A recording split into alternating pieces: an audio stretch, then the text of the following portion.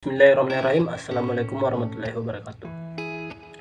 Perkenalkan, nama saya Arjun Fadrianto. Nah, di sini saya akan membahas sedikit tentang apa saja yang terdapat pada ekonomi moneter dan kebang sentralan.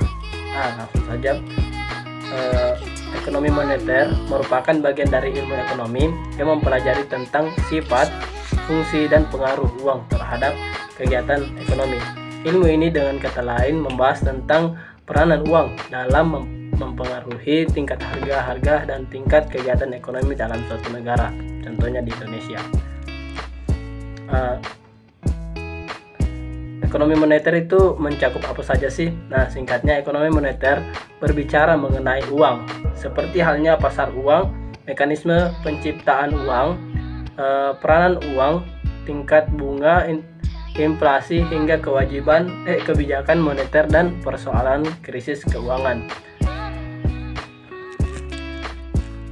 Kebijakan moneter yaitu politik diskonto merupakan kebijakan bank sentral untuk menambah atau mengurangi jumlah uang yang beredar di masyarakat dengan cara menaikkan atau menurunkan suku bunga bank.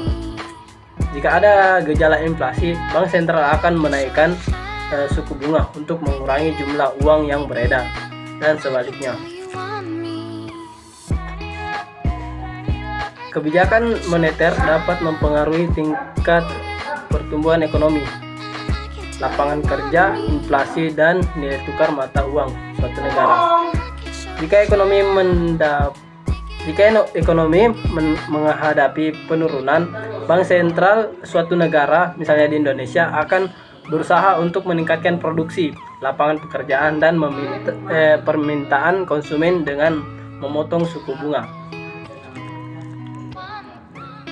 Ilmu ekonomi moneter adalah jenis ilmu ekonomi yang membahas tentang uang, perbankan, dan lembaga keuangan lainnya. Contohnya, kebijakan suku bunga oleh bank sentral. Bank sentral dapat menetapkan suku bunga acuan yang mempengaruhi biaya pinjaman dan investasi di pasar keuangan. Apa saja jenis-jenis kebijakan moneter? Yang pertama itu menaikkan suku bunga atau disebut sebagai kebijakan diskonto.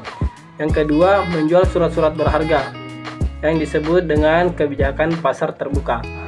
Yang ketiga, menaikkan cadangan kas atau disebut kebijakan kas rasio atau kas ratio. Yang keempat, membatasi atau memperketat pemberian kredit. Nah, apa saja sih kebijakan moneter di Indonesia? Contoh dari kebijakan moneter langsung adalah mencetak uang baru. Seperti yang sekarang ini dilakukan, uang kertas itu kan berbeda-beda sekarang.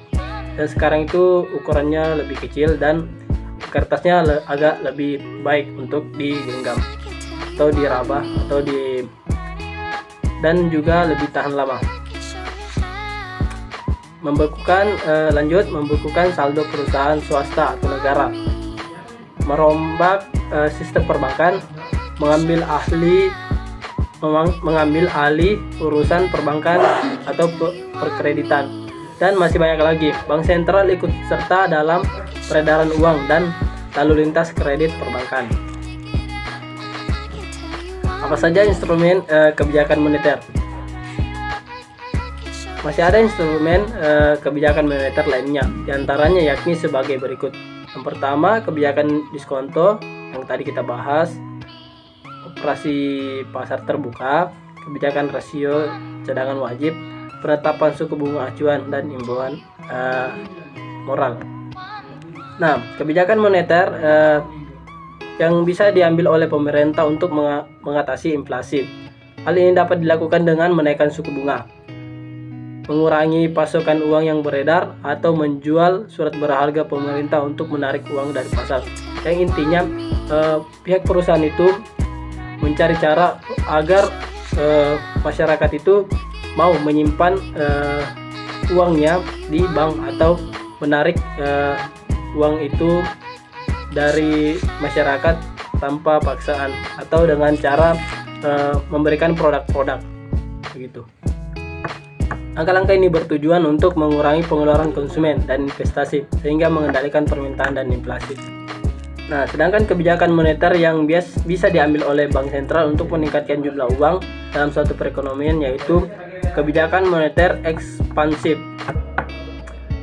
yaitu utamanya melakukan penambahan uang yang beredar dalam masyarakat agar roda perekonomian semakin berjalan cepat. Intinya ini jika mengalami pengurangan. Mungkin itu saja dari saya. Lebih dan kurangnya mohon dimaafkan. Wabillahi taufiq wal hidayah. Wassalamualaikum warahmatullahi wabarakatuh.